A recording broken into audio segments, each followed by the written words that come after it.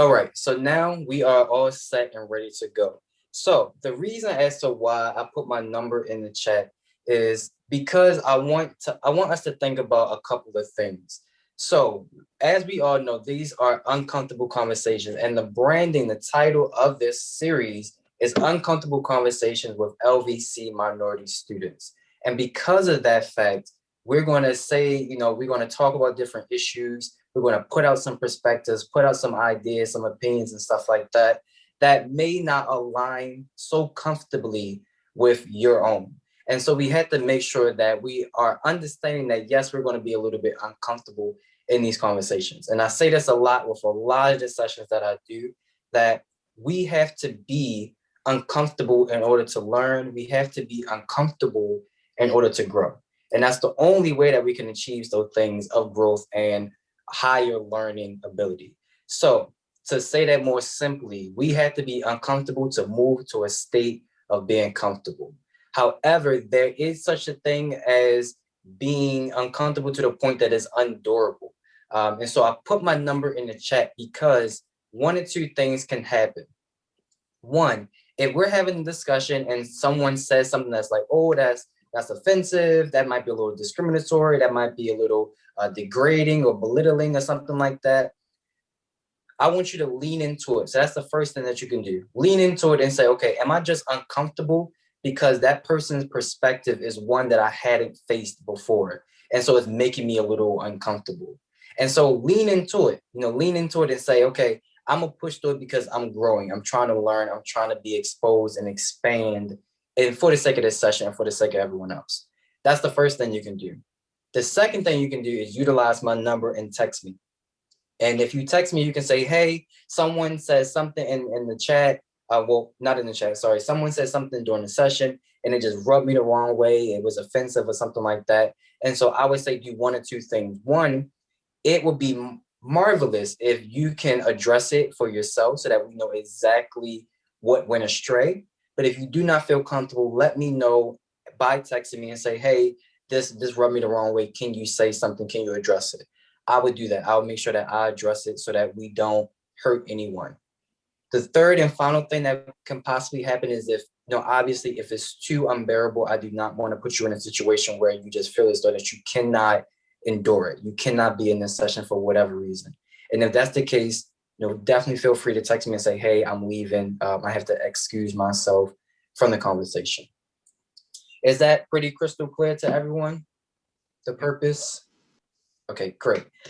Another thing that I say in a lot of my sessions is that when we're having dialogue, when we're having discussions such as these, we have to make sure that we are listening to understand and not listen to respond.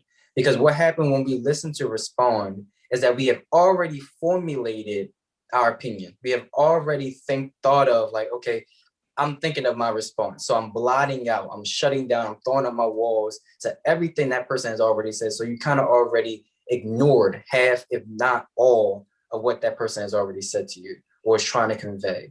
So if we listen to understand, and mind you, listening to understand is no shape, form, and fashion said I agree.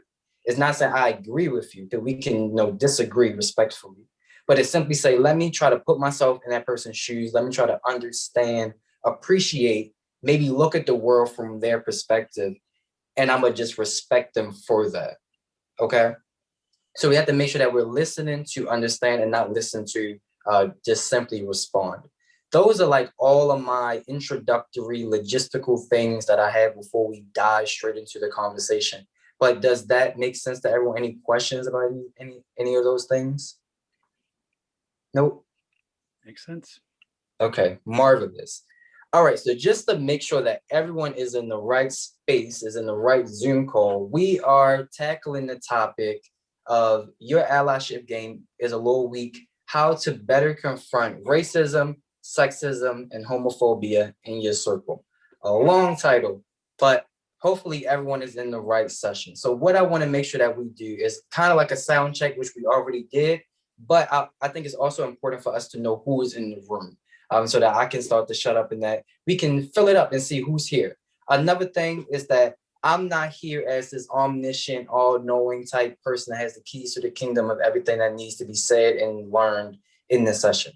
I'm equally a part of the conversation as you all are. Obviously, I'm facilitating it. I'm a nudge where it needs to be nudged. I'm gonna pull out comments and conversations that need to be had. However, I'm not on a pedestal, and no one else should be on a pedestal. Yes, some of us have a little bit more knowledge on a specific topic, but we all can grow, we all can learn, we all can aspire to be better individuals. And I'm guessing that's why we all signed up for this particular talk. So I just want to pop around the room. So usually I do popcorn, but I'm gonna just pick on people to make sure that it goes as swiftly as possible. But what I want you to do is two things. One, let us know your name and pretty much like who are you, and why were you drawn to this particular topic? I know some of us, we kind of got drafted. So if you can just let us know, if you weren't interested in this particular topic, why were you interested to be a part of the conversation of uncomfortable conversations?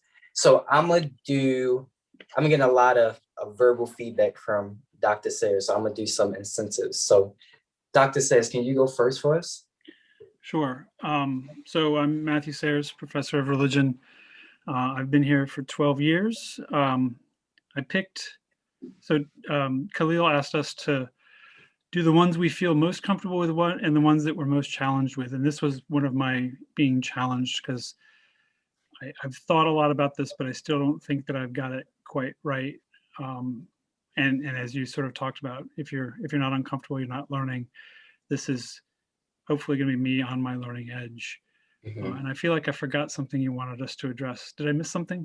No, I think that's it. So simply just your name, or like, why do you believe that you deserve a seat at this particular table? So I think you answered that pretty well. Great, thanks. No problemo. Let's go to Nick. Hi, my name's Nick. I'm a senior exercise science major here at LVC. And for myself, I wanted to be in this conversation to mainly just look at other ways to talk about racism, sexism, and homophobia. Especially for like homophobia, I want to like understand it more, of the aspects of how to effectively talk about it and just to learn more about it, because one of the aspects that I mainly know is how there's only gay people and lesbian people, but there's more of a spectrum to it. So I want to understand what more I can learn from there, and then be more effective in like conversations about that stuff. Thank you so much, Nick. Let's go, Heidi. Hi, I'm Heidi Dietz. I work in the registrar's office here at LVC. I'm also a mom of an LVC student and an alumni. I kind of said I'll do any of them. I'm pretty sure that's what I put on there. I'm really honored, actually. A little nervous, honestly, but I'm honored that I was chosen to be a part of this. I'm not sure why, but at the same time, I'm grateful, because I do think it's important for us all to learn and to grow.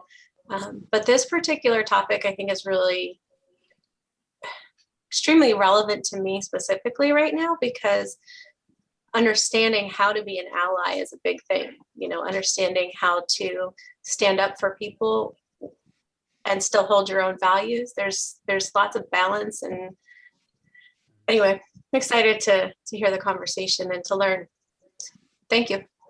Thank you so much. Let's go, Dr. Mclaren. Hi, I'm James Mclaren, and I've been at the college since July as president. And so this topic, it was one that I was particularly interested in learning and talking with folks about. My prior two institutions, I've cared about issues of inclusion a lot, and tried to take steps to make both of those institutions a better place.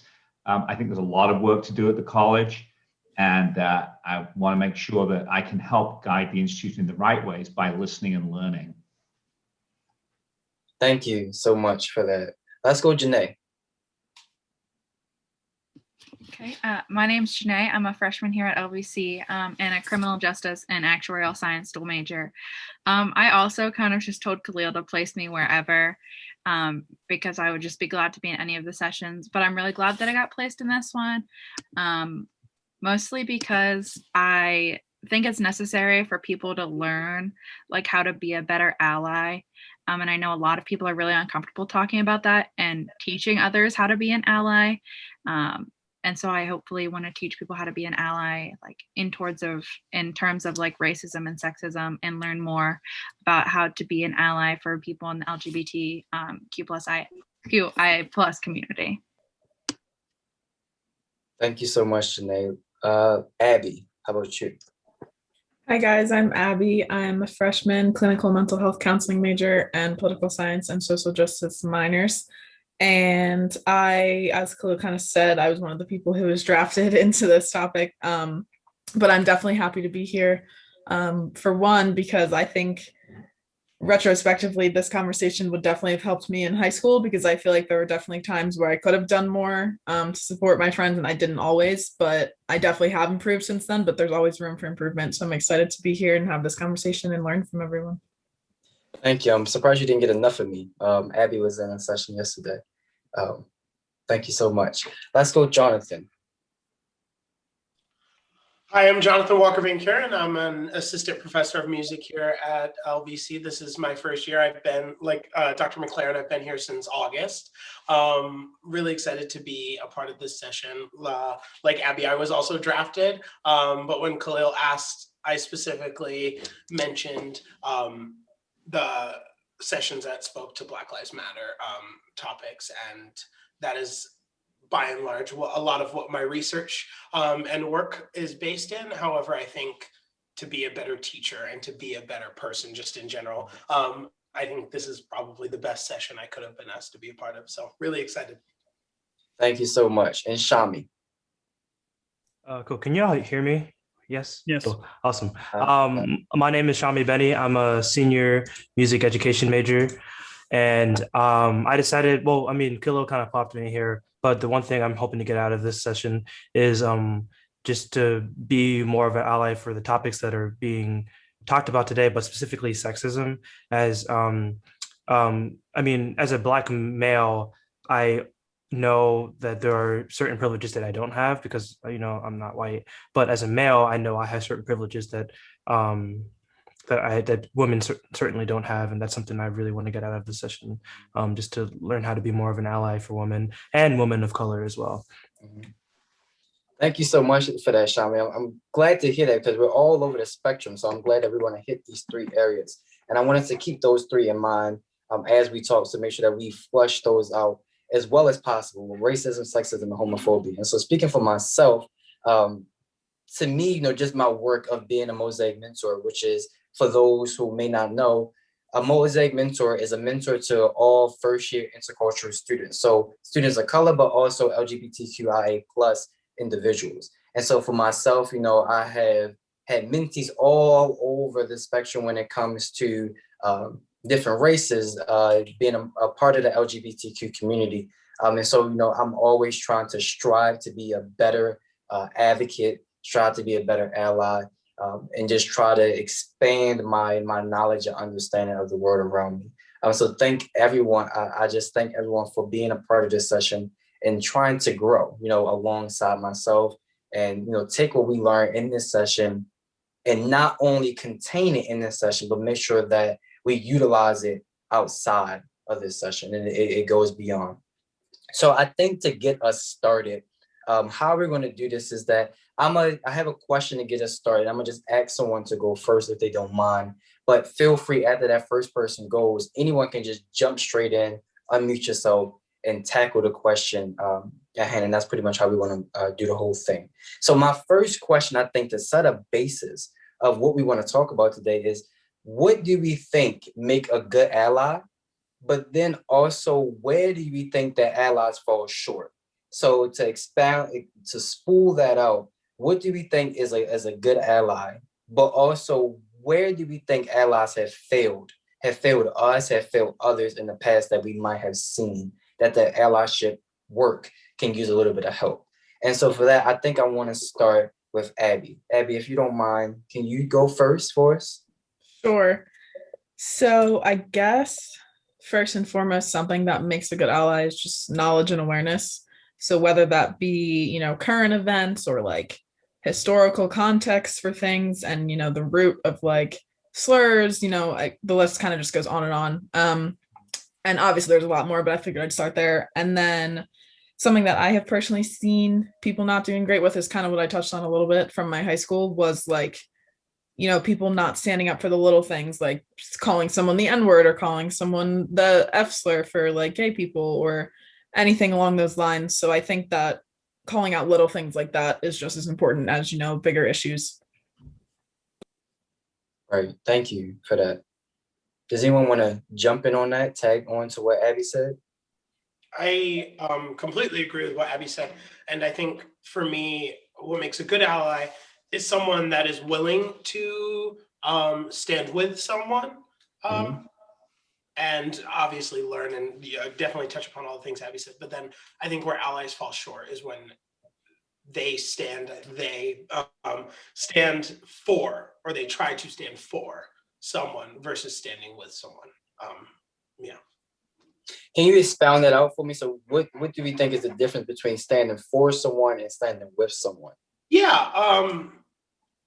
For instance, something that is relevant or recent with all of the issues surrounding the George Floyd murders and whatnot. A lot of people that I knew very closely felt the need, how do I say this? Felt the need to speak for the African American population and say, you are wrong and this is why, because why. And obviously we do want to call out and we do want to, but I think, but not addressing the little things like Abby said, but I actually think the big things, like saying words like that. Besides that, if you're speaking to the Black experience, that is not something that I think a white person can speak for. And so just toying that line, and I think it's a fine line to toy in being an ally. Yeah, absolutely. I get you. I also totally agree that there has to be a lot of knowledge in order to be an ally. But I also think in terms of standing with people, a big part of being an ally is knowing how to use your privilege for good. Like, especially in terms of race, like you see a lot when there are like protests and riots, you'll see media coverage of like white people standing between the police and the Black people who are at these riots because they know that literally might save a life. And I think that's one of the most important things someone can do as an ally, to acknowledge, yes, I have this privilege that you don't, but then to also be like, because I have this privilege, I can use it to help you in a way that's not overshadowing you. I'm gonna ask you one soft question, but one hard question. And one hard question is, can you explain to us what privilege means in this context? Like, what do you mean by privilege? And then the soft question is, the other piece of it is, where do allies fall short in your book? So by privilege, I mean, honestly, kind of basic human rights and like regular things that everyone should have the ability to do and like be seen as, but that people who are the majority have over people who are the minority. Like things as simple as men not having to acknowledge that they're men every day, and women having to consciously acknowledge the fact that they are women every day. And things that can be seen as like so little, but they're so important in the grand scheme of things, that people who are the majority and who have these privileges don't have to acknowledge every day, and people who don't have the privileges do have to acknowledge. And then where people fall short, I think, is not speaking out for fear of them being judged for speaking out. That's one of the things that really grinds my gears, when someone's like, oh, I want you to know that I didn't stand up for you because I didn't want other people to be mad at me, because they would rather let you experience something you've most likely been experiencing your whole life than experience shame or anger or sadness for 5 minutes. John, that was so much wisdom for someone so young. I just have to say that was incredible. If I can I really appreciate that you mentioned the white people taking the privilege to stand in between, because I think what I would see that is that there's the culture of people that don't have the fear. They don't have the fear from the law enforcement. And so because they don't have that fear, that standing in between is giving that buffer to allow the and I'm struggling with this, whether it's Black or African American, and this is one of the things I've been trying to figure out, which is which and what's preferred. So I do apologize if I'm using the wrong term, but for the Black folks to be able to stand up and stand their ground and not have the fear, then they have that line of people in between them that they know is standing for them, and standing is basically in the gap to let them know, hey, we're here for you.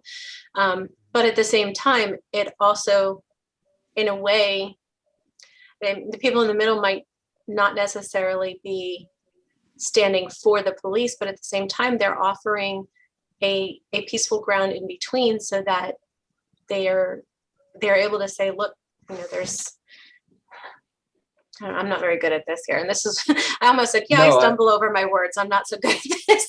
No, I get where you're coming from. And one direction question I would have is, another piece of it is, where do you think allies will fall short? So like in your book, what makes a bad ally? There's a couple things that I can go on. And I think definitely the fact of just standing by and saying, yep, I'm with you, but I'm not going to say anything. Or right. I'm with you and we're going to do all of these great things, but we're not going to follow through on them. Those are ways that an ally is not really an ally, because you can say you're going to do something, but if you don't follow through, if you don't continue to follow up on what you were starting, it's not really going to accomplish anything. And one of the other things that I've personally experienced from white allies of the LGBTQ and of the Black Lives Matter is the pushback and you have to hear my side. And I think that kind of goes to what you were trying to say. I don't remember if it was Abby or John, I apologize. One of you were saying about that you can't really speak to, actually, I'm sorry, it was Jonathan, speaking to the Black experience. So I think sometimes allies might become so aggressively for the cause and be so passionate about it that they push others away because they're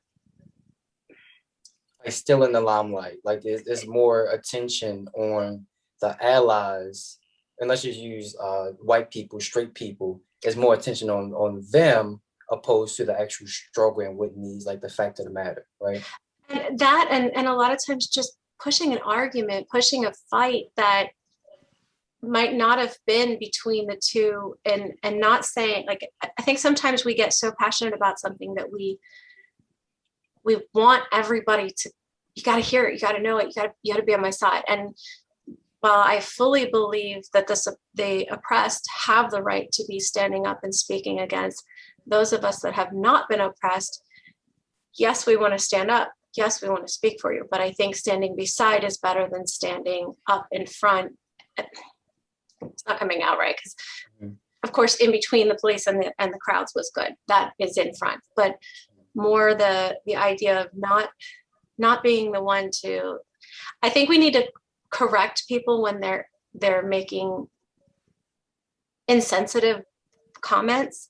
I think when we become angry and vicious towards people, they tend to shut us off. And so, and by us, I'm thinking even with my own family. I have two boys that are very opposite, and when one speaks to something for somebody else, the other just shuts them out. They just don't listen to each other.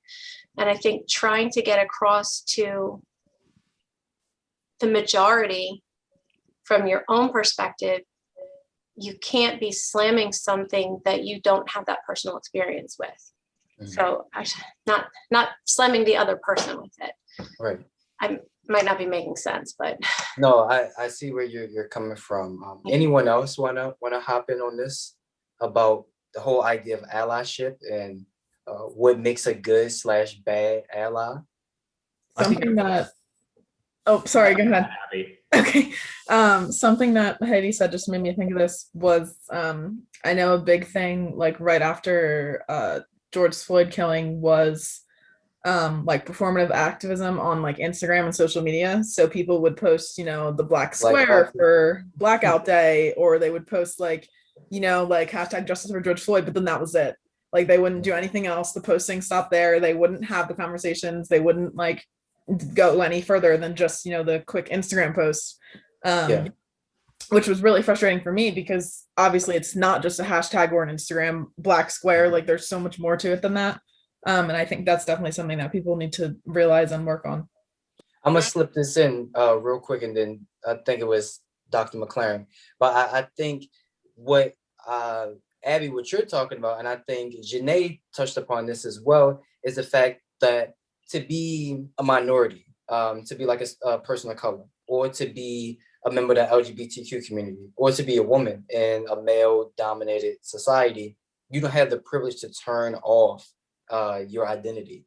And that thing. So when you see people throw up BLM on a t-shirt or a mask or put up a black box on social media, it kind of rings fake and false, you know, like it's just temporary. I call it temporary. Well, for white people, when it comes to black issues, I dubbed it temporary white anger, you know, because it's like it's only temporary. But for someone like me, I can't turn off the fact that I'm black in the same way that you can just say, oh, I don't have to deal with this issue of race. Same thing for men. Like women, you can't turn off the fact that you're a woman. So that's what I wanted to slide in there. Dr. McLean, were you about to say something? Yeah, I just to follow on what others have been talking about. To me, I think being consistent and so you know, doing the right thing and speaking up when there are microaggressions or insensitivities, but doing it when not when everyone's watching, right? That it's part of what you do, part of what you believe is ethically and morally the right thing to do. And I think also listening. So instead of sort of saying this is what I think people want, listen to what people really want and act upon. Listening to folks like you, Khalil, and other members of our minority communities to ask what it is they need, and then act upon it and support.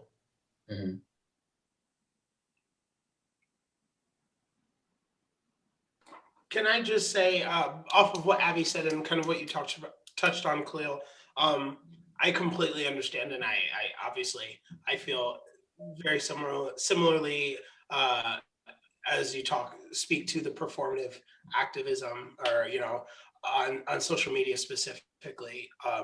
Something that I encourage us all to think about, however far we think about it, is for some people in a white community, for some people that rings and stings in their community a lot larger than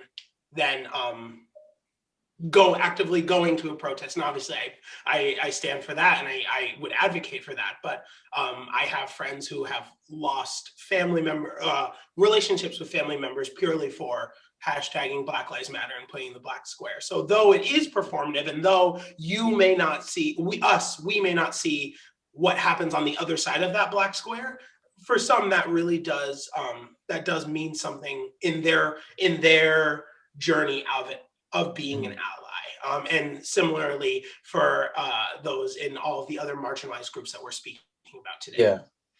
Yeah. I think, and Abby, please bang me off course if I'm not on the right path. But what I think myself, and what the issue that Abby and myself, and I think maybe others have with it, is kind of touching a little bit upon what Dr. McLaren was saying, is to be consistent, to make sure that you're not doing. So yes, it could say like, okay, for me being a straight, like I'm a heterosexual cisgender male, right? And for me to advocate for LGBTQ rights, you know, I don't have to do that in my daily life. I don't have to think about those things. But if I put up, I'm gonna just use the black box, even though that, well, I'm gonna say rainbow box, right?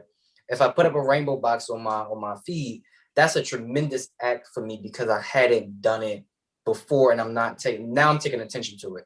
So for me, that can be a huge step opposed to someone else going to a pride fest in support, right? But I think the issue comes in, and I think where Abby and I and other people, we call it performative activism is that there's no, it seems as though there's no generosity, it's not consistent, it doesn't continue, and the weight of it's like, okay, what is a black box going to do in the grand scheme of things? Abby, is that kind of what you were getting at? Is that it seems kind of temporary, Right. about, are you really to do the real work, right? Yeah, for sure. Okay. Anyone else that we haven't heard from? Yeah, if I can jump in. I think Dr. Mclaren got at the one that sort of struck me as the most simple, most powerful, is just listening before you speak, or maybe more often listening instead of speaking. But the more complicated one sort of touches on what a lot of people have said is, I think good allies are attentive to power. And I think what Jonathan just did is a really good example of that. Instead of sort of thinking about the power lines as always moving in one direction, sort of remembering intersectionality and remembering that these things are always operating in different ways, and how much it costs me to tell my mother when she makes a racist comment, and how much it costs me to talk to a peer about making a racist comment, sort of being attentive to those things, not excusing it, not sort of dismissing it, but sort of learning the ways that these things sort of move. And one of the things that sort of my experience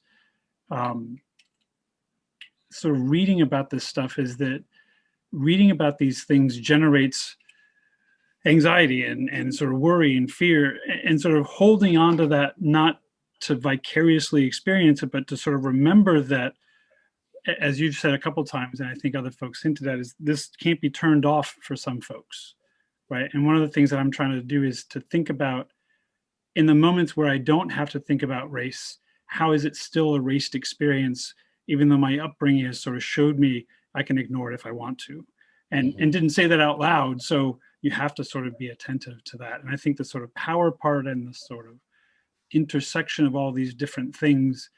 And then so the question of where allies fail, I think everybody sort of got at it, or the folks that jumped in on the conversation, when it's about allyship instead of about reducing harm.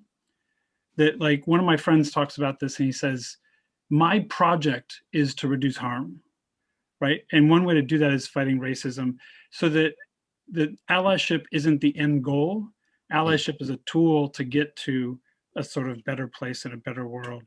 And I think sometimes it feels like being an ally is the end goal, and we sort of lose track of the fact that that's a method, not an end sort of spot. And that, I think that manifests itself in really subtle ways. So we don't realize when we've sort of got into this trap or into this rut of, as you all have said, performative. I don't think performative is always bad, but when it's only performative, I think that's where you sort of run into trouble. Yeah. And I think what you were saying, Dr. Sayers, kind of tied into what Heidi was getting at a bit. Anyone else before I kind of push us to another height? We all good with that one?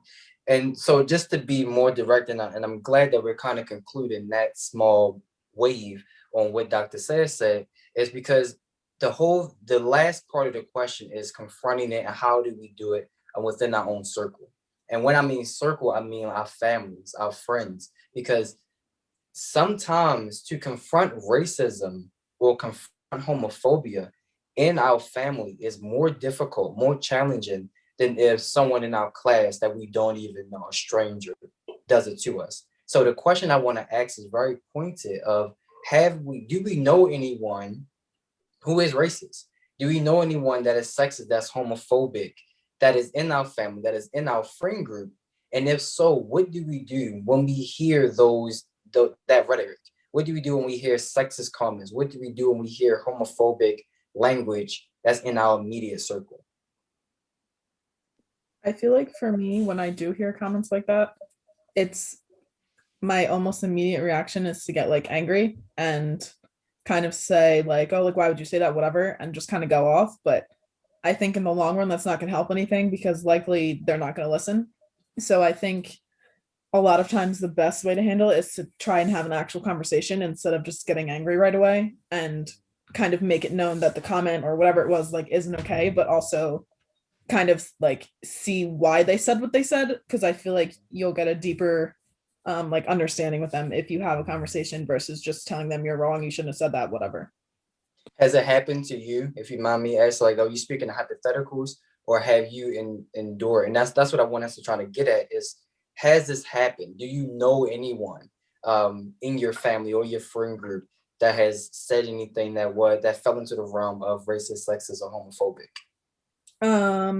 So I would say I have experienced it, and I've like done the God mad reaction, and then it usually just ended in a Snapchat block type of thing. So like it clearly didn't do anything.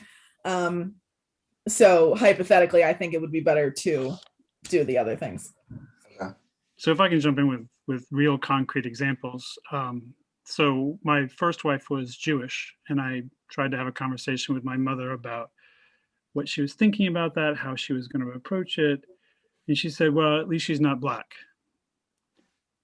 So, I mean, it doesn't get much more racist than that, right? So my grandmother referring to the N-word section of town in front of my Jewish wife, like, so I think the other thing is those examples only sort of get us so far, right? So we said, do we know anyone racist? Everyone we know is racist, right? So the tricky thing is labeling someone racist, and I think this is what Abby was, or at least what I heard from what Abby was trying to get at, is labeling them racist doesn't get us so far, right? I mean, clearly the KKK is racist. So I think if we think about the fact that we live in a society that develops in us malformed consciences, that we were actually trained to be racist from birth, no matter what your race is, no matter what, we're trained to be sexist by the culture we live in. So the tricky thing is trying to figure out, how do we fight it when it shows itself, and how do we sort of pay attention to the more subtle stuff, right? So I want to shift to sexism. How many folks in this conversation said, hey guys, instead of hey folks, right? So Khalil, you said for straight folks. Straight is a sort of value-laden way to talk about heterosexual folks, right? So, and I can feel my heart rate going up just pointing this stuff out in a conversation where I knew I would be having these conversations, right? And I do this for a living, so it never sort of gets easy. And I think the tricky thing, and I think Abby, I mean, if I had as much wisdom as Abby just showed when I was her age, things would look a hell of a lot different, right? How do we have those conversations, and where are the spaces where we can nudge folks? So the conversations with my mother and my grandmother were years ago. So I had a more recent conversation a few years ago with my best friend and his wife about the Washington football team. And I was trying to convince them that that was a racist term. And the summation of the conversation was when my best friend's wife said, well, it doesn't bother me, and that's good enough. And in my head, I'm thinking, that's sort of the slogan of racism, right? But I also realized, like, this conversation's over because she's not going to hear anything I say, right? So Abby's sort of nudge, that's sort of my more recent sort of tactic. When I can be bolder, I'd be bolder. And when there's no room, then the nudge comes out. Absolutely. And I'm so glad you mentioned everything that you said, because, every single day, where I feel like with myself, we're always trying to be, so in the session yesterday, Dr. Marks made the comment of, every single day I'm working to be anti-racist, or I'm working every single day. So that was the understanding that currently, she is, and people like her are, but every single day you have to do that work to make sure that you aren't, or to make sure that you move to a lesser degree of it, and it gets so buried down in our language. What do we think about Dr. Sayed saying, everyone is racist, and it's just like the way that we're born as, or we're taught.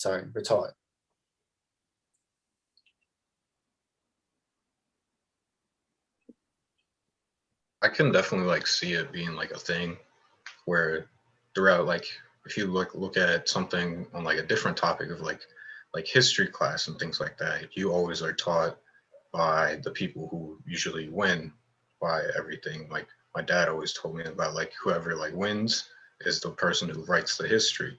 So you mainly just see it off of one perspective, while you don't actually receive other types of perspectives as well. So it definitely is something that I can definitely see as being strictly taught, and you have to truly go outside of the area that you're being taught. If you like look at it as like a different circle, just to visualize it.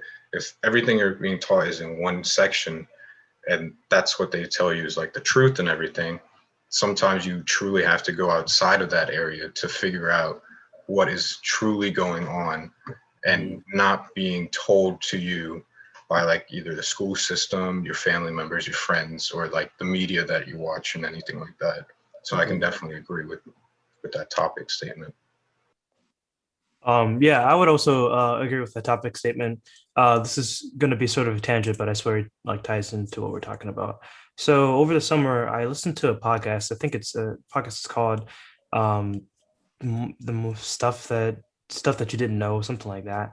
And there was an episode about freedom riders, I believe it was, and it talked about how a bunch of like white scholars from like the New England area came down to the South. I think it was during the not Civil War. It was during the Civil Rights Act, civil rights time period era, and they went down to specific schools down in the South, and they like had like little like houses and stuff like that that they got, and they were teaching like Black students their own history, because they knew that the Southerners were rewriting history to make it look like white people were like kind of like saviors and whatnot. And I'm probably oversimplifying this because it was like a 50-minute podcast about this, but it was very interesting to see how even within our own country there are certain narratives that are painted to make it so that one race is more prominent than the other. I mean, we obviously already know that, but I mean, if it's written in history, then, you know, or like written in history, as in like in the history books, and the students are growing up learning this, even like Black students and other minority students, then that's kind of how like they're set to learn, unless told otherwise, either by their parents or so on and so forth. But what if their parents learn about this too? And I think it's kind of paints the narrative of like everyone. I mean, everyone is inherently racist, and I think it goes back to, you know, slavery, and it goes back even further than that, just because of inherent bias and whatnot, and kind of the society that we grow up in. I mean, even as the minorities, I think we have a lot to learn about. I mean, our own race, whether you're Black, Asian, whatever, and whatnot. So that, I totally agree with that statement. If I can jump in, I agree with everything Shami said. I want to tweak one thing he said at the end. I don't know if we're inherently racist. I think we're taught to be racist. And I think it feels like attentive professor, but I think the difference is we can unlearn racism. We can't unlearn inherent stuff. And what I heard you were saying is it's sort of built into the way we think. And there I think we're totally on the same page. But I think it's useful to be super careful about that language, because if it's something we're taught, and this was the point you were making with all your examples, we can unlearn it. We can sort of push back on it, right? And I think that is one way to sort of hold on to hope. I mean, one of the tricky things is if you're very critical and very cynical like I am, and you look at the world and all you're doing is pointing out the stuff that was messed up, you sort of lose hope pretty quickly, right? And this idea that if we learned it, we can unlearn it is one of the ways that I sort of hold on to. This isn't just sort of me fighting an immovable force. Yes. Oh, sorry. Yeah, no, I totally agree with you what you're saying, Dr. Strayer. I apologize for misspeaking. I don't inherently think that everyone is born racist, but I think we are growing up to think that way. I don't think you need to apologize. We're all figuring it out together. I think I don't know whether that's true or not. I worry that perhaps some of it is something intrinsic to humanity, that we kind of group ourselves with people who look like us. And education can allow us to unlearn and overcome those things because we have a learned ethical and moral direction. So I just wonder whether some of it might be, Shami, what you said, that there's certainly environmental factors on it for sure, but I wonder whether there's something there that we have to consciously work against and work and educate ourselves against, that is something in genetics and in the human capacity. I don't know enough biology to know that, but I wonder about that. Yeah. I mean, one really interesting thing is, so I grew up in the inner city of Philadelphia, where I grew up around a lot of diversity. And then my junior year of high school, I moved to East Pennsboro, which is about 45 minutes That's where I away. live. Yeah, and I was one of like 3 Black people in my graduating class, and it was probably the toughest culture shock ever. But the weirdest thing ever is whenever I first entered the school, and like, I mean, this is gonna sound crazy, but like, I'm gonna be completely honest, like I felt more safe than I did when I ever entering school back in Philadelphia, because I went to a really I mean, like I said, it was really a diverse school, but it was also in the middle of the city of Philadelphia too. So I mean, not to say that it wasn't safe at all, because it was also a very safe school as well, but there are inherent kind of I was talking about before, I guess inherent biases towards inner city schools in general and whatnot. And I guess that kind of played into my factor of moving here. I was like, oh yeah, I feel a lot safer because there are white people around instead of like a bunch of Black people and Hispanic people and stuff like that. And then I kind of had to sit with that feeling for a while. I was like, is this a good feeling or bad? Like, why am I feeling this way? And then after a while of being the only Black guy around, I was like, huh, I kind of want to be around more Black people. But then I chose to be here at LVC, which kind of also plays a factor into everything that's happened to me since growing up and whatnot. So yeah. I have a quote that I think can help us think about this a little bit and tie it into what Dr. Sayers, Shami, and Dr. Mclaren is saying. Shami, I allow for screen sharing. Can you share your screen and put our quote up? Sorry, I should. Cool. I got you. Can everyone see that? Yep. Cool. Awesome. And I'm actually, instead of Sham, Heidi, do you mind reading aloud for us? Sure. The problem is, are you ready? Sorry. Go ahead. Sorry. The problem is that white people see racism as conscious hate, when racism is bigger than that. Racism is a complex system of social and political levers and pulleys set up generations ago to continue working on the behalf of whites at other people's expense. Whether whites know, like it or not, racism is an insidious cultural disease. It is so insidious that it doesn't care if you are a white person who likes Black people. It's still going to find a way to infect how you deal with people who don't look like you. Yes, racism looks like hate, but hate is just one manifestation. Privilege is another. Access is another. Ignorance is another. Apathy is another, and so on.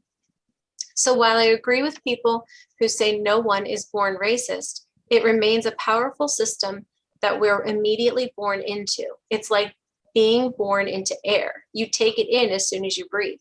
It's not a cold that you can get over. There is no anti-racist certification class. That's good. It's a set of socioeconomic traps and cultural values that are fired up every time we interact with the world. It is a thing that you have to keep scooping out of the boat of your life to keep from drowning in it. I know it's hard work, but it's the price you pay for owning everything. Thank you so much Sure. for reading that for us. If I could, I was actually, I wanted to speak to the idea that we're all racist in that. So an example I have that was really kind of a wake up moment for me. And it's interesting, the example you gave, Shami, because this wasn't kind of the reverse. So my son now has beautiful, amazing young lady as his girlfriend, and she's a Latina young lady from Mexican and Puerto Rican descent, and she is very proud of her heritage, and she's taken time to help us understand some things, which we've really appreciated. She does, however, live on the edge of a very rough area, and so my first instinct was always to tell my son, be careful. Let us know when you get there. Just watch your back, be careful where you're at, all of that stuff. And then we had an interaction with her where she shared her mother sharing that same thing as she came into our town, which our town is a sleepy little town, but it is predominantly white. And so it was this moment of her mom's telling her the same thing I'm telling my son, because our children are going into areas where they are no longer with people that are like them. And so as crazy as it sounds, it was definitely one of those moments where I went, wow, we're kind of both sitting on this same edge of fear for our children. I understand where hers is completely different from my fear. I mean, we have, hers is in a lot of ways a lot more legitimized than mine is. But it's still that fear for your child. And so it was interesting, Shami, that you said about that you felt safer in the white community, because for her, she feels she has to watch herself. And I really appreciated her sharing that with us, because, and she had no idea that we were having this back and forth conversation with our son either. So it was really good for me to hear that, because in a way it kind of made me go, okay, they're watching out for their kids too, and it's okay. And I don't say they, meaning that that didn't come out right. I'm sorry. I apologize. Knowing that she and her family were also, watching out. And I knew she was watching out for my son in the same way that I was watching out for her daughter when she was coming here, if that made any sense. Shami, can you share the screen again so we can all look at it? Like pick out different things. Heidi, to your point, I'm sitting with it and I'm thinking about a lot of different things, because as you said, your concerns are different than the young lady's parents, right? And I think that we have to get into the idea of the reason, I'm just speculating, the reason as to why she might have felt uncomfortable with her daughter going into a majority white community is because the fear of being killed, or just something like that because of her race. Just me being Black, me going around white people, I do not feel safe, because I know that every single thing that they do to me would most likely be justified by the police department. And I would speculate that is the notion, that is the assumption that this young lady's parent had for her child. But to flip the narrative, I think, and definitely correct me if I'm wrong, but I think there's something that's deep-seated within you to say that, if my son goes into this minority community, that he should feel unsafe because he's around minorities, and minorities are inherently thuggish or like ghetto or something like that. So I think it's slightly different of the concerns. What do you, do you think that does that ring true? Oh, absolutely. And I think that's where I was trying to say that in a way that I know that her, like for me, my image of it is because of things that I've seen. You see that if you go into the city, it's going to be a dangerous place. And and of course you pay attention to the news, and the news is, constantly telling you these things that happen. And then they reiterate that it happens, it's a person of color, or it's a person of Latin descent. And I think you're absolutely correct. I think because that is, that's where I go back to the learned thing. I think because it's constantly ingrained in us, it creates something that may not have been there. I mean, I know growing up, I didn't know the difference between a good neighborhood and a bad neighborhood. I mean, at one point we lived on one end of town, the other point we lived in the other end of town. Found out later we were in a really, really scary part of town the second time around. Now, that one had nothing to do with minorities. It just had to do with the area we were in. But I didn't know the difference as a kid. And I think you don't know the difference until it's put in your head. And I think that's where that learning element comes in. I didn't mean to detract from the quote, because I think the quote's really, really powerful. I think there's a lot of really cool stuff to that. And I love to dig into it here. I did want to say one other thing, if I could, on Dr. Mclaren's note about feeling like there's something in us from the beginning. And for me, I think it's a judgmentalism. I think we are born in our humanity to be judgmental of others, of what's around us, of everything. I mean, there's not very much in life that we don't look at and have an immediate opinion about. And I think that's something that you really have to figure out how to tamp that down in order to actually learn. Because if you can't stop your judgmentalism, you can't learn. Absolutely. That's my take. So anyway, I apologize. I'm anxious to hear more about the quote, because I really enjoyed it. Thank you for asking me to read it. No problem. Do anyone have any reactions to the quote? If I may, I want to mention, first off, Janae, did I pronounce your name correct? Yeah, Correct? Janae. Janae, you spoke to privilege earlier, and I've been wrestling with this kind of all year. And when I hear the word privilege and how people speak to it, always as a negative thing. And so truthfully, I just wanted to mention that privilege is something that I am looking at and struggling with and trying to understand. No specific way. I, like Shami, I understand that I have a certain amount of privilege being a man, but I think part of the thing that makes me uncomfortable with the word privilege and how it's brought around is that I was raised in a white family. My father was the deputy sheriff. I always felt safe. When my father passed, my family was kind of regarded very highly. So I understand, and something I've worked through, I understand that I sit with privilege, but I always struggle with how that is a negative thing and how someone just inherently or labels it as a negative. How okay, so you're struggling with how privilege can be perceived as being negative. And I think privilege is just this thing. It's not, I don't think it's inherently good or bad. It's not good or bad. It's about specifically how you use it. And I think that's what Janae was getting at. It's like a tool. It's every single person is born with privilege. We have privilege inherently, but it becomes good or becomes bad depending solely on how you use it. If you are white and, like Janae said, you use your privilege. Well, I'm gonna go back to something that Dr. Sayers told me when I had a meeting with him a couple weeks ago.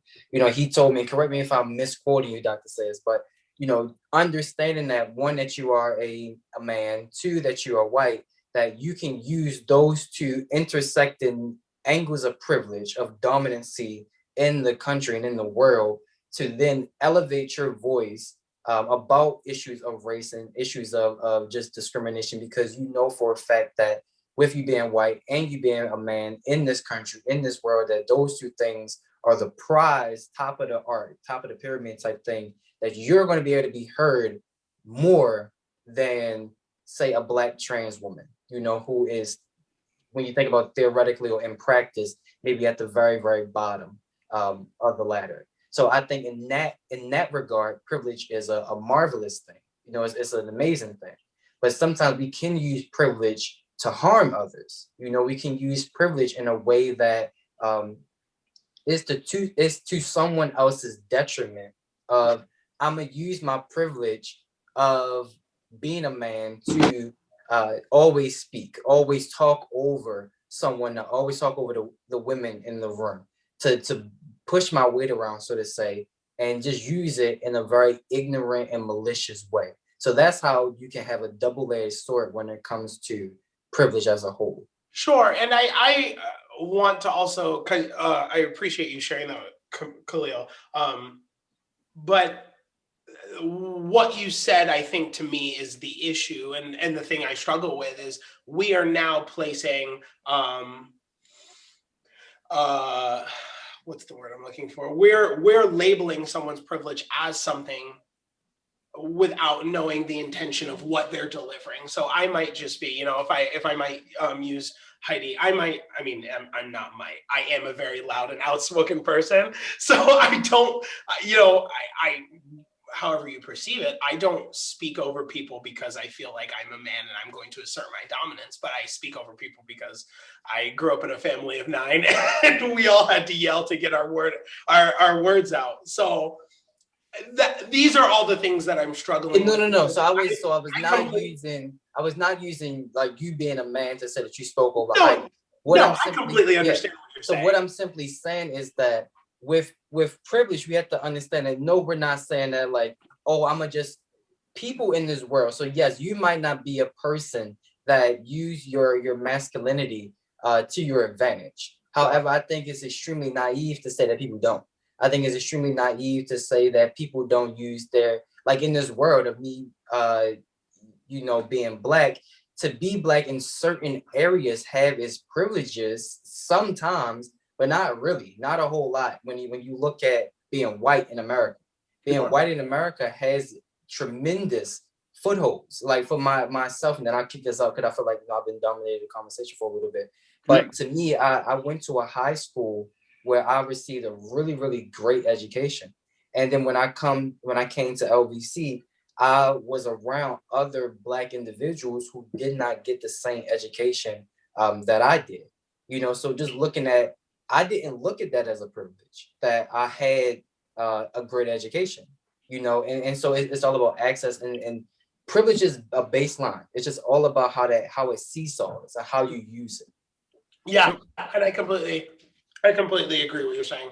I'm speaking to how we as people on the outside, and how I would use the term allies in training, or allies perceive other people's privilege and speak to other people's privilege. Mm-hmm. Something I often say to my counselors every summer. I run a sleepaway camp, and I say, when specifically discussing bullying, I always speak to the counselors and say that you need to take into consideration the intention of what the child that is bullying, quote unquote, before you act, before you say, because intention is a part of it. Obviously, it's wrong no matter what.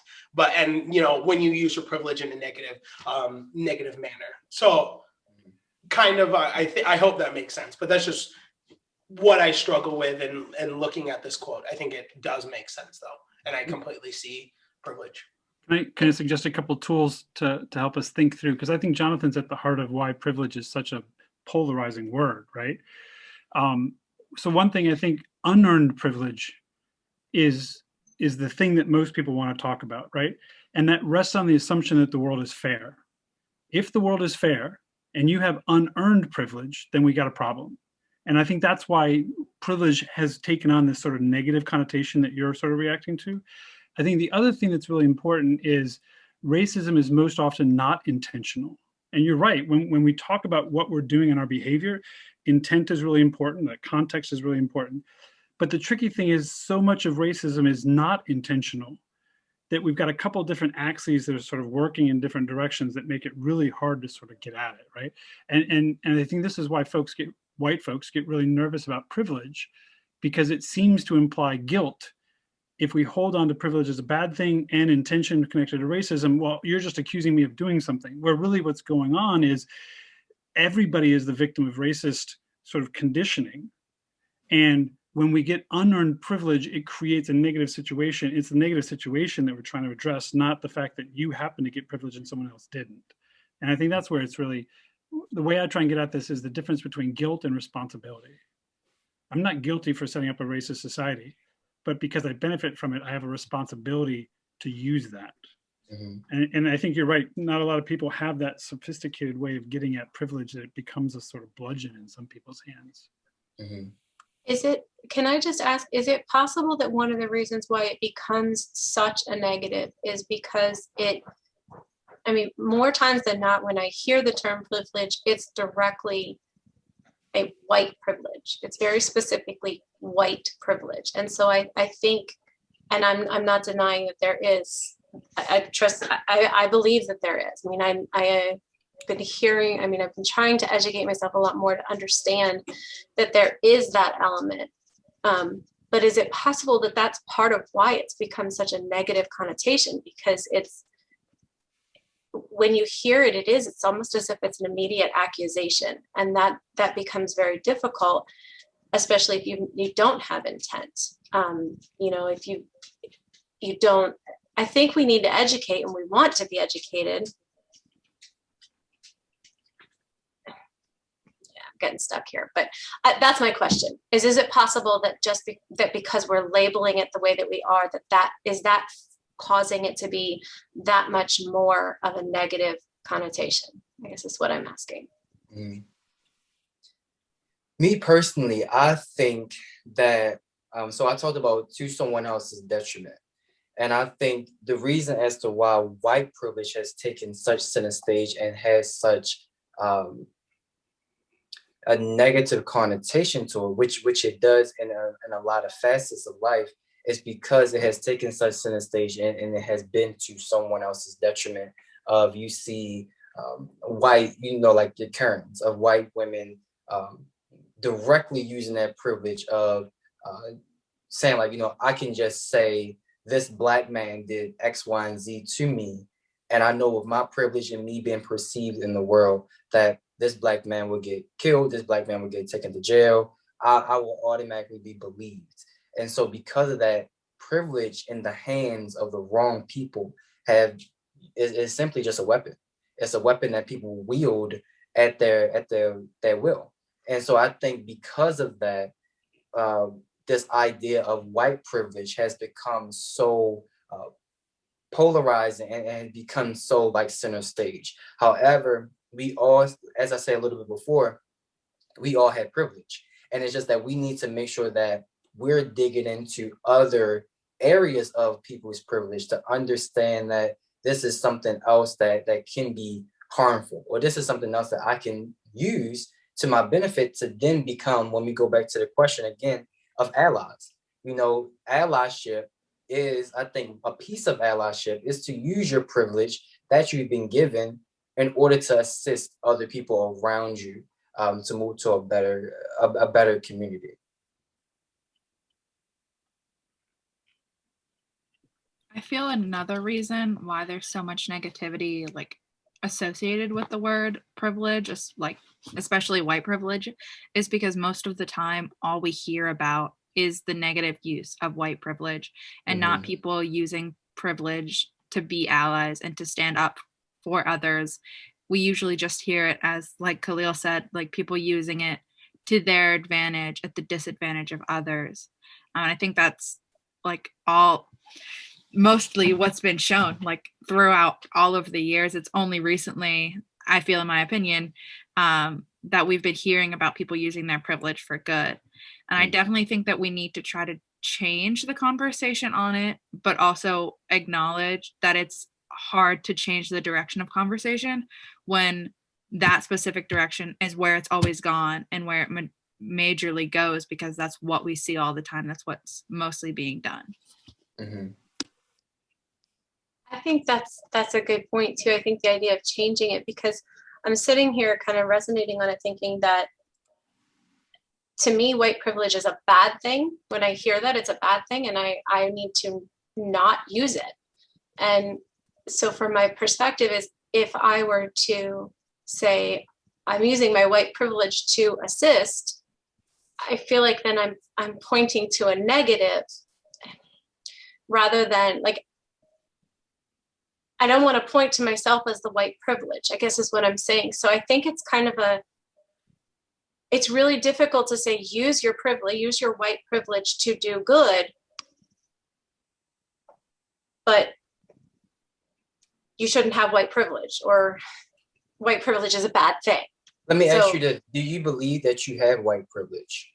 I do think that in a way I do. I say that I tell people that my heritage of my families, both my husband and I, both our families came from, one from a very, very, very, very poor with nothing, and the other, you know, doing pretty well. I mean, I have a mother who was a valedictorian and was never told she had a full scholarship to college because she was a poor white woman. So I can see both sides of it, in that, you know, I think that there's definitely an advantage to being a white person in, I'm not even saying in the US, I'm going to say in the world, because I don't think it's just the US where there's that advantage. I think it's all over the world. And, but I do think that I, as a white person, I'm grappling with, is this a good thing? Is this a bad thing? Is it neither? Is it something that I need to stand up and say, hey, you have white privilege, you need to use it for X, Y, Z? Or it becomes an accusational thing where you say, you've got white privilege, you've got something that you shouldn't have, or that is not fair because someone else has it. So I think where I'm battling with it is, I want to use it for good. I want to stand up for those that are being oppressed. I do. And I'm trying very hard that when I see these things, when I hear these things, that I'm doing everything in my power to stand up for those that I feel I need to, that I can, that they need that. Yeah. But I also I'm not a center stage person either. So I'm not going to be the one that wants everybody to know that I'm doing that, if that makes any sense either. So in that sense, I think,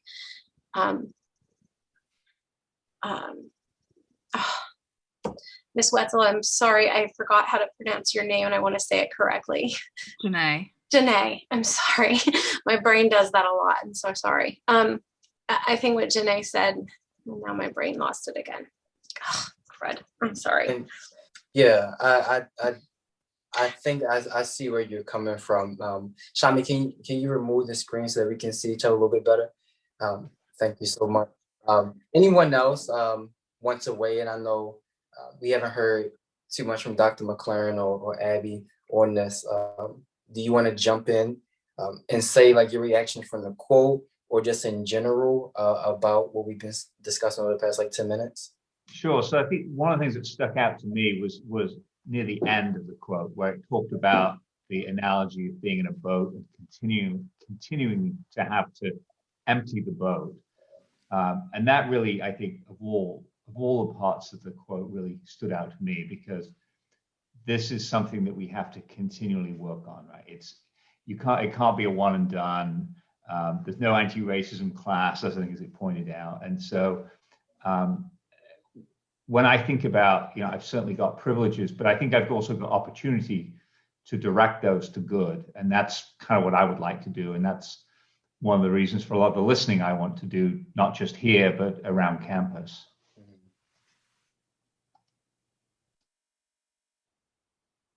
One thing that I've been struggling with a little bit that when we've been discussing is that for me, and a lot of work that I've done, is that I look at racism as just a power dynamic.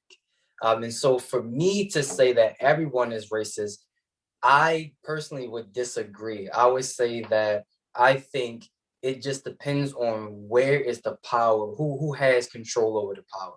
And so if you look specifically at America, I think that obviously the only people that can be racist in America will be white Americans, or just white people in general, because they have the ability to wield this power of being racist too. Because racism is, as we know, as a social construct, but racism is also something that it's a power dynamic that you use to oppress.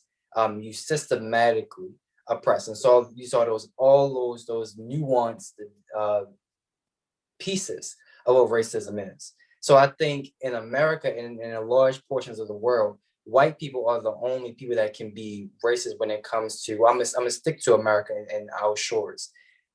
Black people cannot be racist, in my opinion, because we do not have the ability to systematically oppress another race of people. But I say American, then I want to shift to the Caribbean. When you look at the island of Hispaniola, and you look at everything that's going on between Dominicans and Haitians. Obviously, when you look at that, there are white people on the island, but majority of them are, Latino and Haitian. And I think the power, when you look at that, the power is in the hands of Dominicans, not in the hands of Haitians. So in that case, I think that Dominicans they have the ability to be racist to Haitians, because it's that lack of opportunity that they can systematically deny. It's bigger than just saying like, oh, I'm a black store owner, I'm a Chinese store owner, so I refuse to give you food, white man.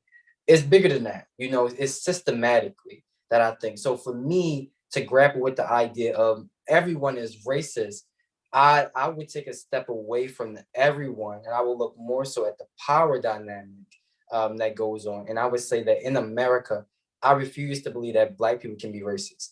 Yes, we can be prejudiced to different races. We can be prejudiced to ourselves.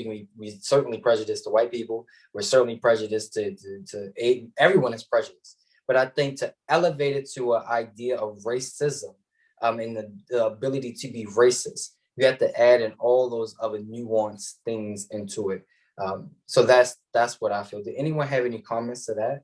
Yeah, I was gonna say that earlier, Khalil. I completely agree with you. I think in my eyes, racism is not just prejudice, it's prejudice and power and the ability to have power. So kind of going off of what you said, I think that everyone holds prejudices, or maybe everyone, you could even say, has racist tendencies, but I don't think specifically, like you said, in America, like anyone can be racist other than white people because of the power dynamic. And then also going back a little bit to what we were talking about before with privilege, I think that part of the problem with the conversation surrounding privilege is that, as a couple people touched on, people take it as like an accusation or something that they should try to change or anything like that. But it's not, because obviously you can't change the fact that you have privilege, because whether it's, educational privilege, like we talked about, or economic privilege, or whatever it may be. But it's like important to recognize that you have it, I think, is the biggest thing, because I think a lot of times people will say, oh, well, I worked hard, or I had struggles, so I like that I can't have privilege, whatever. But it's not about that. It's about whatever the certain area is. So like your economic status, again, like that isn't what caused you to struggle, if that makes sense. Yeah. We have slid very much past 8 o'clock, and so I want to make sure that we also touch upon, because we've been dominating a lot with race, but I think it's really important to look at the other two. We have woven in the other two, but one, I want to go back to what Dr. says about like language. I think language is a huge part of how we're folded up into this fabric of being racist, being sexist, being homophobic. For myself, like personally, I flinch every time someone says, you guys, or someone says like, when someone says you guys, or someone says, yeah, I got a man the counter, a man the ship, or like the middleman, stuff like that. We hear that all the time, and I flinch because, how I was raised is, my mother, my sister, and grandmother was so pivotal to my life.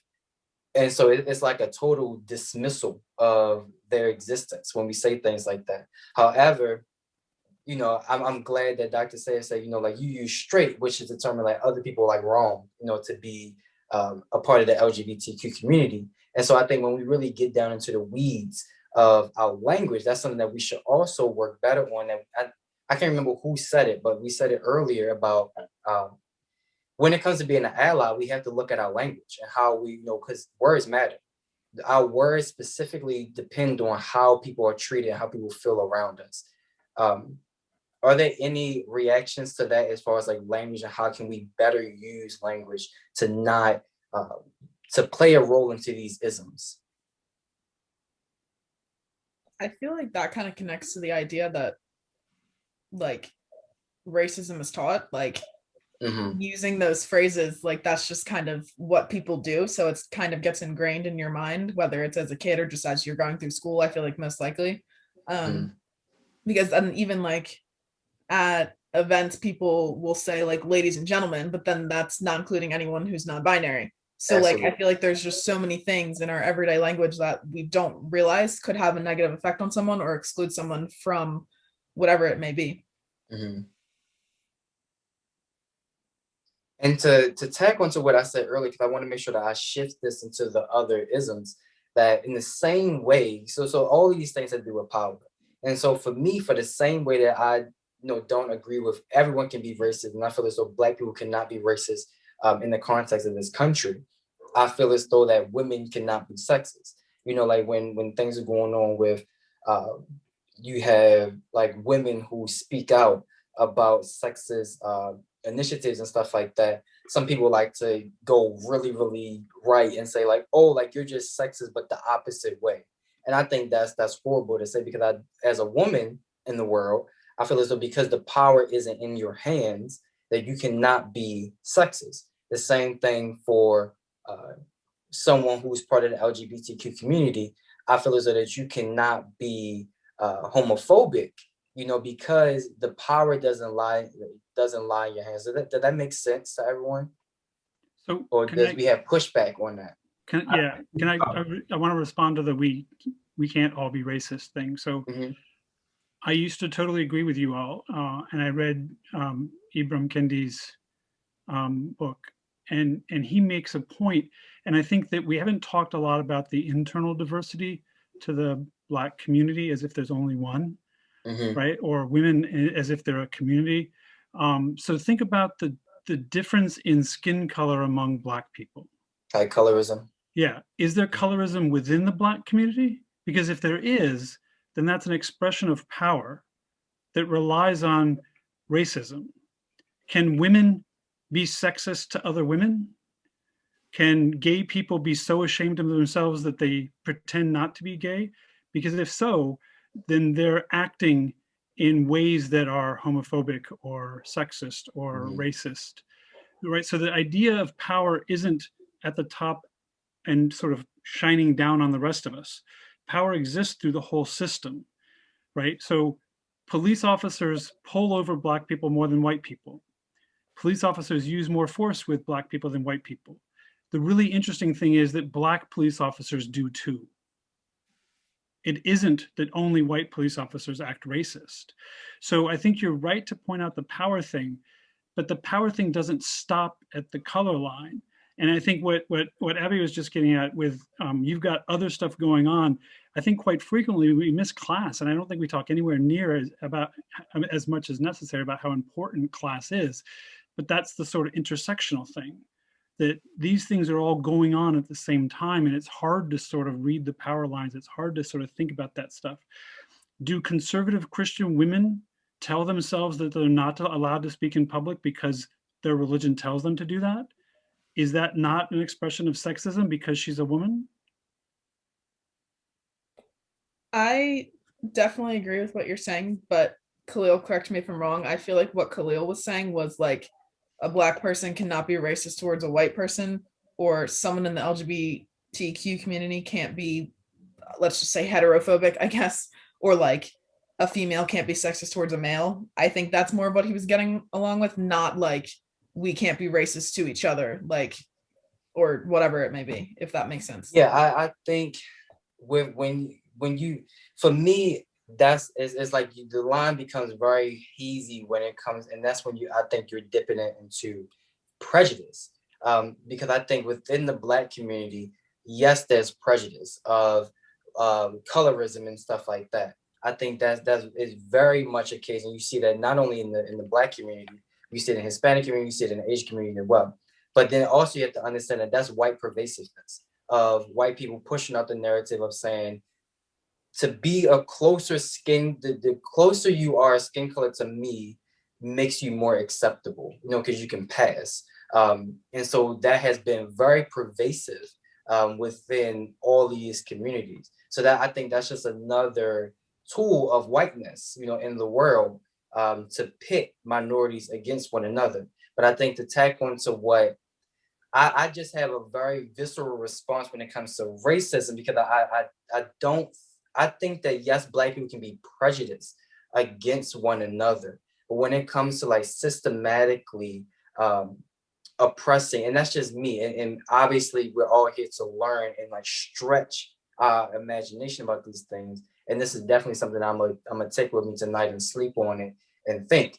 But to me personally, I think that yes, we can have Black people to pull over other Black people. And so kind of going back to what Shamini said, like, oh, I'm Black, but I feel more comfortable, around a white community, because that white media portrayal is that Black communities are horrible, white communities you feel safe, kids are playing soccer, type thing.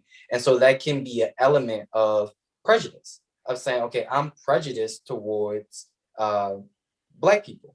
I'm prejudiced toward Asian individuals. However, I think when you get into the realm of racist or get into the realm of sexist, to the full extent of the use of it, you don't reach that full extent of that arm of racism, of sexism, of homophobia until you systematically, until you access, as a quote say, access and hate and just institutions to be able to pit that against that community. Then I think that's when you elevate it to racism. Can I ask, I've always attributed racism toward as a hatred, as a very, very negative. It's wrong. And I think what I'm hearing is that, Khalil and Abby, from your perspective, if you were to be accused of being racist towards the white community or towards a Hispanic community or a Latino community, that you feel like that would be absolutely wrong on a human level, because from where you see it, racism it's an evil entity that is imposed, as you said, systematically. So I guess what I'm trying to get my head around is there a division between individual racism and then the overarching racism that has suppressed people for so long? Because I can stand by and say, yeah, I absolutely see that the institutional racism, the status quo, that let's just keep the status quo, keep the status quo, keep the status quo. We're not gonna make changes because this is how it always is, as an institution. And I do believe that was based on hatred in the beginning, and it's been kept going because it's, again, status quo. I do think that people can elevate their prejudice to a racist level because of hatred. And that's where I'm trying to understand of someone Black. So you're saying like individualistic of like a Black family or a Black person being racist to a white family, for just this hypothetically. Yeah, essentially. Or even in a group setting where I disagree. Okay. I don't think that a Black person can be racist. I will be the first one to tell you that I am prejudiced to white people. Just because of, just to this is going back to kind of beginning in the session, and when we talked about Black people, we had to think about our race every single day. Every single day I think about my race. I might not think, oh, that's racist, or that's racist, or that's racist, but I do have conversations such as these every single day. And I will roll my dice and gamble that white people don't have to have those, they don't have these conversations, and they don't have to have these conversations every single day. So because of that, and because of how I was raised, and I see all the things that white people have not only done to my people, but have done to other individuals, as far as like in the Hispanic community, in the Asian community, in the Arab community, all these type of things, I'm just extremely cautious. Extremely cautious. I'm on edge whenever I'm around someone white. Just because I automatically, I just expect racism to come my way. And just the fact of the matter is that I'm greeted with it. I don't want to be called out in class, because I feel as though because I have to speak of my race. I'm always on edge. And because of that, I have a prejudice, a strong prejudice towards to white people. But I can, as I said, I disagree vehemently that a Black person or a Black family or something like that on an individual level can say, hey, white woman, I'm gonna be racist to you and you're gonna feel it and that's racist. I disagree. I think that I can be prejudiced all day, every day. I can say, I don't like you, I don't like your people, I don't like these type of things. But what does that do systematically? What does it, by me saying I don't like you, is that going to allow you to not be able to buy a house in a particular area? Is it going to allow you to have environmental racism infect your entire family? Is it going to allow you, like, not allow you to be able to accumulate wealth? Is it going to not allow you to not get a job based upon your name?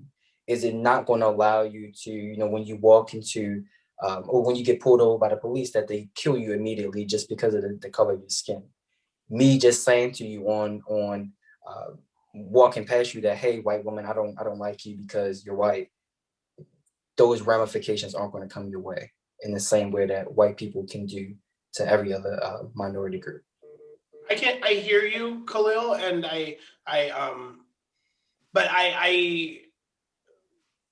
and this is going to sound a lot more.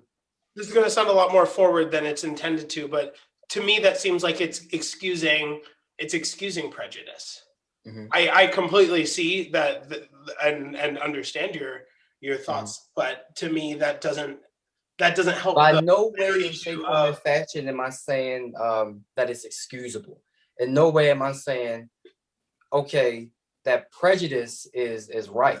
I'm not saying that. Like, if I walk past Dr. Sayers and I say, you know, I hate you because you're white, that's inexcusable. And the context of this conversation is about allyship. You know, we're trying to be allies to one another. So in no way am I saying that prejudice is a good thing. That I'm just saying it is there. It's there, that we have to work at it to make it better, to remedy prejudice when it comes to minoritized groups. So I'm not excusing those acts, because there can be acts. There can be hate acts. You know, we have like hate crimes. You know, I would be the last person to say, oh, like, you know, I'm going to burn down or something like that, beat up. When you look at Asian American violence, you know, I'm not going to be the one to say, oh, I just beat up this Asian, like someone beat up, like a Black person beat up an Asian person, but it's okay because that's not racist. I'm not saying that. But what I'm saying is, when you elevate it to racism, the system of it is not racist to me when it comes to a Black society versus a white society. I don't know if that cleared up anything or made it more confusing, but that's where I'm coming from. I think from my perspective, what I was trying to get at is I hear it from that systematic level. I definitely agree. I think you're absolutely correct on that. And I think to create a case, so looking at it from the ally perspective, in a way to generate more allies, as opposed to creating more of a barrier. Is it possible that we take a look at it from, again, the systematic standpoint as opposed to the individual standpoint? I think that individuals have to be held accountable. And I think, you know, when you do something that is harmful and hateful to somebody, you absolutely have to be held accountable, no matter who you are. Absolutely. I apologize. I have puppies. They're going to get my so sorry. Can you hurry and get them out of here, please?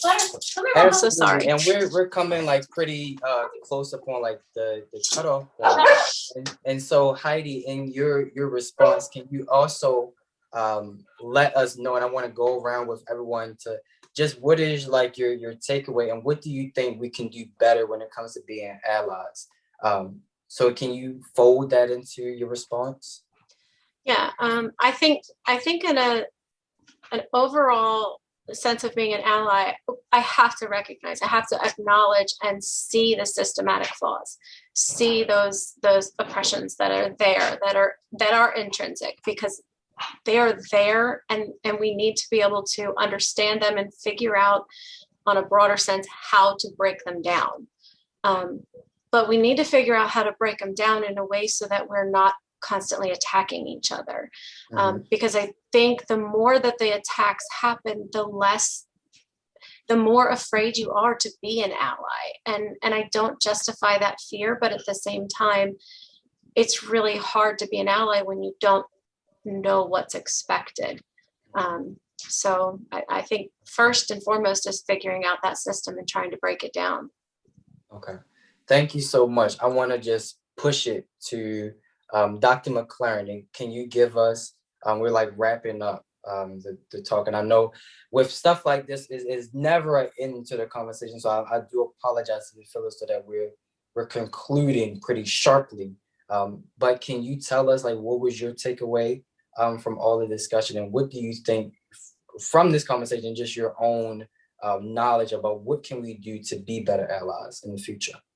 So I think one of the things I had not perhaps thought of so much with the nuances of privilege and how one can use that privilege for good, right? And so I have privilege in a variety of different ways.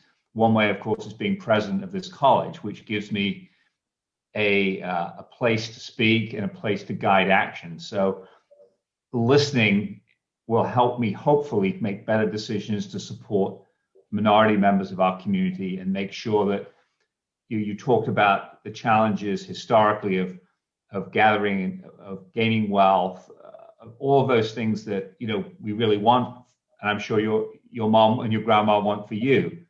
And we can try to make sure that those pathways exist for our minority students so that their lives can be better. Mm-hmm. Thank you. Dr. Sayers, do you want to give your takeaways and what you think we should do better? In ways we should be better, you mean us or me? Us as a group, like LVC, or me, Dr. Sayers? You, Dr. Sayers. Yeah. So I'm gonna so all the stuff that we've sort of talked about today, I've been stirring for a long time. So I don't have anything new per se, but sort of how it fits together, and particularly the sort of conversation we had about sort of being racist or not. There's still stuff I have to figure out how to sort of talk about, but I want to throw a question out there.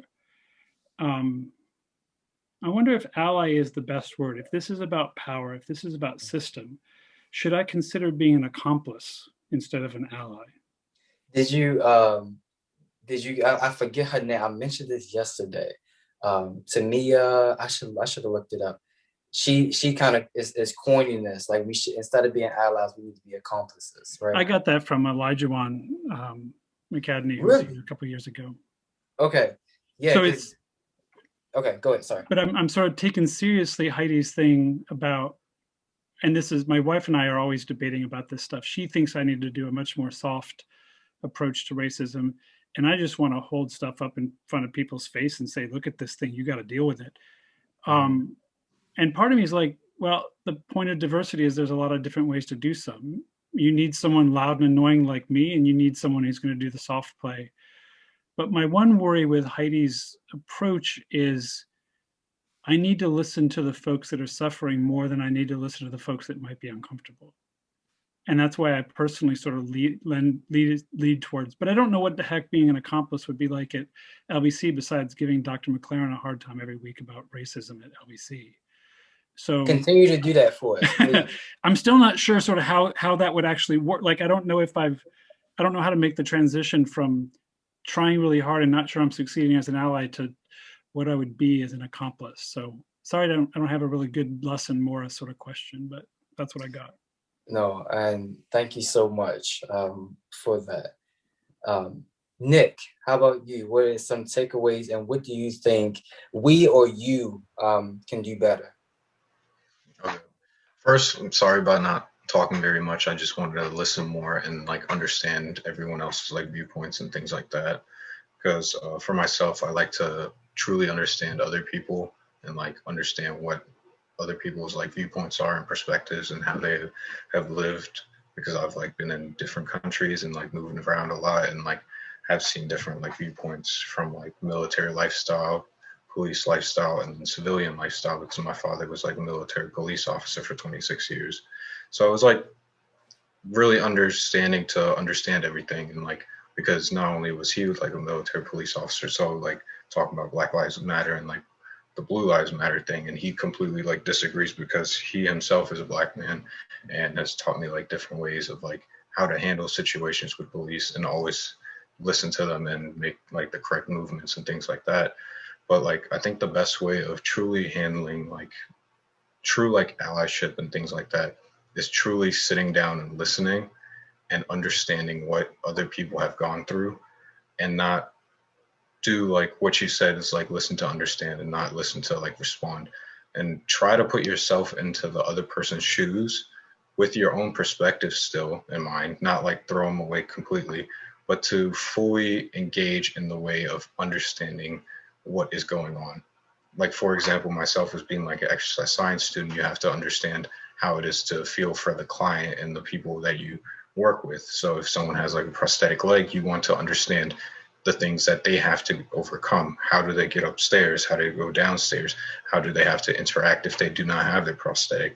And I think more people need to start engaging in that, because sometimes you just have this sort of ignorance subconsciously where you think, oh, it can't truly be this hard, or, oh, you're not doing this. And then you finally put yourself into that situation and you truly see the things you were struggling with.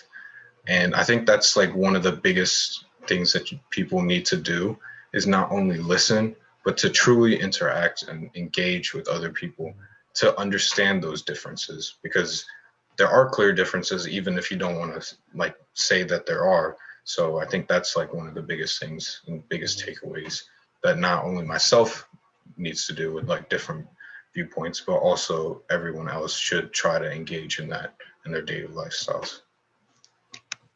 Thank you so much for that, Nick. And something that I want to pop out of what you were saying is that this whole notion of whisper allyship, and I think this kind of is threading a little bit what you and Dr. Sayers were saying about, I don't know if we know what whisper allyship means, but it is simply about the idea, the notion of, say if we're having a conversation like this and someone says something that's a little offensive, and then instead of me using my words to say, hey, I'm gonna step out and I'm gonna say, so like me being a man, right? And I'm in a meeting and someone keeps talking over the woman in the session. And I text that woman, I'm like, hey, like that's really effed up that they keep talking over you. But I don't say anything. You know, I don't say anything in the session. That's this whole notion of whisper allyship. So I think what we should do better is to step in and say, hey, so-and-so is trying to say something in the session. Use that. That's this whole thing about privilege again. Use your privilege to step in and be an ally more in the face. And I think that's kind of going back to what Jonathan was saying a little bit at the beginning of the meeting of, you know, standing with opposed to like standing for. I mean, that whole breakdown of that situation. Janae, would you want to take it away for us? How do you takeaways? How do you feel? And things that you think we or you should do better? Sure. I think one of my biggest takeaways is like looking at privilege a different way. I can admit that when I think about privilege, I think about all of the ways that predominantly that white people use it to their advantage and to minorities' disadvantages. But I can also acknowledge like how they can use it to help the minority community. And I want to challenge myself to try to view it from that way a little more. And I think a way that I can be a better ally is to use the privilege I do have. Although I am a minority woman, I still have privileges that I can use to advocate for people who don't have the same qualities or same advantages that I do. Absolutely. We all have privilege, you know, we just got to figure out how to use them for good. Always, you know, for good. Abby, how about you? So one of my biggest takeaways was, I think, something that Dr. Sayers said towards the beginning was that allyship is a tool, not like a destination. And that the goal is to actually reduce harm or reduce racism or whatever it is. And then something that I plan on doing, there's kind of two things. So the first is to try and foster more conversations like this so that, you know, people can be talking about it at LVC and we can work to make LVC a better place, which I think is something that we all want. And then for myself, I'm also going to try and look at the ways that I have privilege and how I can use that to help other people. Mhm. Yeah, thank you so much. Shami left us, so I think that is everyone. Jonathan, did I get you for your final comments and stuff? You didn't, but I didn't. I'll Okay. keep it brief.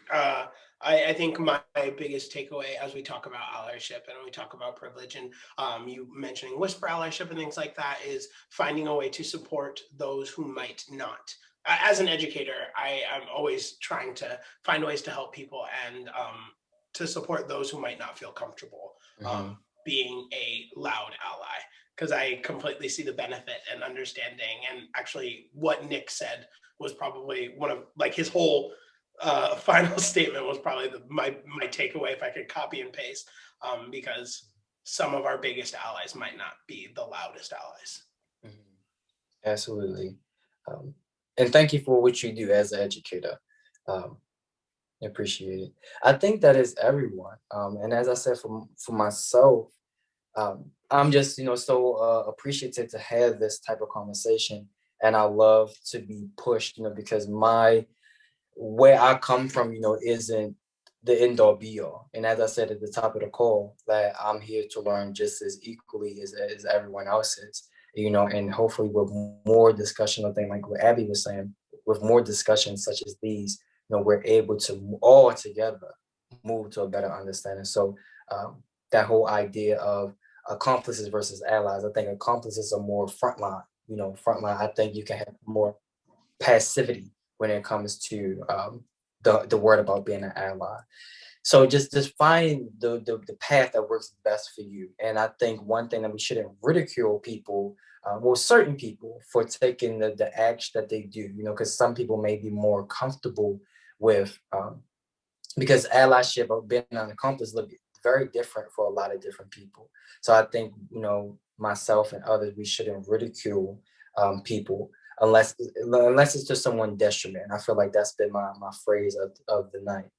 But that's what I want to say, that, I'm glad that I was able to be pushed, and I hope that in the future, I continue to be pushed, by my peers and by everyone around it. But I'm so thankful that we can come together as administrators, as professors, and as students to have this conversation. And as I said before, I hope that we can take this conversation and not only have it end when I hit end on the Zoom call, but it continues to thread its way through our lives, because as Dr. Mclaren pointed out from the quote, we have to continue to scoop this thing out of our lives, scoop this thing out of our boats when it comes to racism, sexism, homophobia, and so many other things as far as classism, ableism, all these other isms that we face in our world today. So I want to thank you all so much yet again for the 1,000th time, but I'm just so appreciative of this conversation. This will go up on the OIA YouTube channel, so that's the Office of Intercultural Affairs. So definitely stay tuned for that. But I thank you for all being a part of this conversation. I'm glad that we had so many different perspectives so that we can all kind of use it as a mosaic and, step back, look at it and say, this was a beautiful conversation that we had tonight. So thank you so much. And I'm gonna let you all go. I would just ask that please can everyone, when the videos go out, just push it, push it out, promote it, tell your students, tell your friends, and push it out so that other people can be a part of this wonderful conversation that we had. So thank you so much and good night to everyone.